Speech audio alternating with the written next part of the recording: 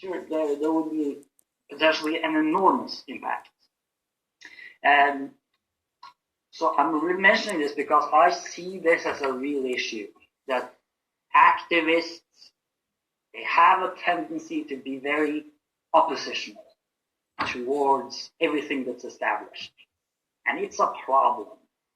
I'm just saying straight up. It creates obstacles to have this attitude. And it sometimes comes across as arrogance. And there's many, many aspects of it. Often it will come across as ideological fanaticism.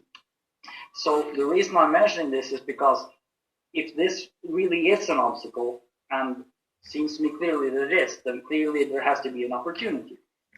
So the big issue then is there a way to really challenge the consensus and the existing leaders, etc., and their ideas and their behavior, but do it in a way which doesn't create this kind of opposition, this sort of trying to put them down. So when you, for example, mentioned Jane Goodall, what you mentioned a pattern of behavior that perhaps you think is not so interesting. At the same time, there's who she is, what she has done, her finest moments, her various ideals, and you also did bring some of that across. Let's say we talk about someone like Donald Trump. Many do.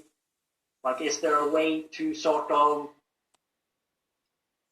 talk about his behavior, certain behaviors which does not put down that, because there are some values, and there are some values in the movement that he's related to, and there, I would say there's a value of a sort of can-do attitude, for example, a sort of, it's obviously much more complex, but the main theme is that if we understand the values of these different subcultures, then we may have an opportunity to connect with those values instead of sort of putting them down. So, because very often that's what happens, and that breaks down communication. So playing the blame game just doesn't seem to work. So an alternative to the blame game, another way of framing it, could we find an alternative to the blame game where we could really bring in great big ideas, really challenging ideas, but in a way that inspires and sort of avoids all of these pitfalls.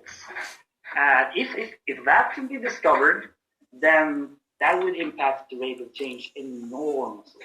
If we could have just 100 people who master this art, really master this art, I think the whole world, whole history would be changed. No question about it. We wouldn't be able to measure it, but it would be a totally different future if we had 100 people who were really conscious and could effectively communicate some of the possibilities. So that would be one answer to how it could impact the rate of change. And it has to begin inside. It has to include me. So obviously, it has to be some really serious inner work and challenging myself